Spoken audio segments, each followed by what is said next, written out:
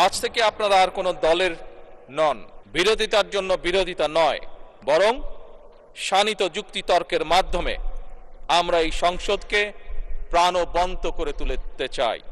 আপনারা গণতন্ত্রকামী জনগণের রক্ত ঋণে প্রতিষ্ঠিত এই মহান জাতীয় সংসদের স্পিকার, ডেপুটি স্পিকার নির্বাচিত হয়েছেন। আপনাদেরকে প্রাণ ঢালা অভিনন্দন। আজ থেকে আপনারা আর কোনো দলের নন। এই মহান জাতীয় সংসদের স্পিকার, আজ থেকে এই মহান সংসদের নির্বাচিত প্রত্যেক সদস্য আপনাদের চোখে সমান। আপনারা এই সংসদের অভিভাবক। মাননীয় স্পিকার, গত ১.৫ দশকের বেশি সময় ধরে সকল গণতান্ত্রিক রাজনৈতিক অধিকার কেড়ে নিয়ে জনগণকে দুর্বল জনগোষ্ঠীতে পরিণত করা হয়েছিল। মহান জাতীয় সংসদকে মানুষের অধিকার লুণ্ঠনকারীদের ক্লাবে পরিণত করা হয়েছিল। বিগত ১.৫ দশকে যারা নিজেদেরকে এমপি পরিচয় দিয়েছিল তারা কেউ জনগণের ভোটে নির্বাচিত ছিল না।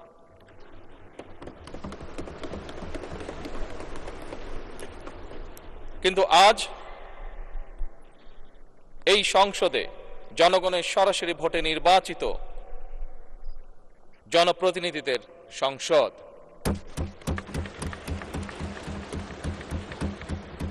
আজকের এই সংসদ বাংলাদেশের জনগণের সংসদ। আপনারা আজ এই মহান সংসদের অভিভাবকের দায়িত্ব গ্রহণ করেছেন। দেশের স্বাধীনতা প্রিয় গণতান্ত্রিকামী মানুষ এই সংসদের দিকে প্রত্যাশা নিয়ে তাকিয়ে রয়েছে।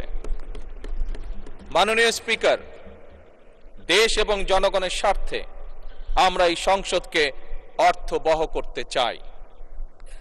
বিরোধিতার জন্য বিরোধিতা নয়, বরং শানিত যুক্তিতর্কের মাধ্যমে আমরা এই সংসদকে প্রাণবন্ত করে তুলতে চাই। এই ক্ষেত্রে আপনাদের ভূমিকা সর্বাধিক। এই সংসদের সদস্য হিসাবে জাতীয় সংসদ পরিচালনায় আমরা আমাদের পক্ষ থেকে আপনাদেরকে সর্বোচ্চ সহযোগিতা করব ইনশাআল্লাহ।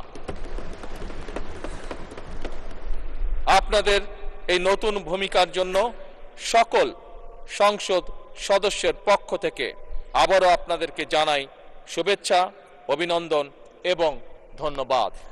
মাননীয় স্পিকার, মহান রব্বুল আলামিনের দরবারে আমরা কামনা করি এই মহান সংসদ সাফল্য কামনা করে আমার শুভেচ্ছা বক্তব্য শেষ করছি।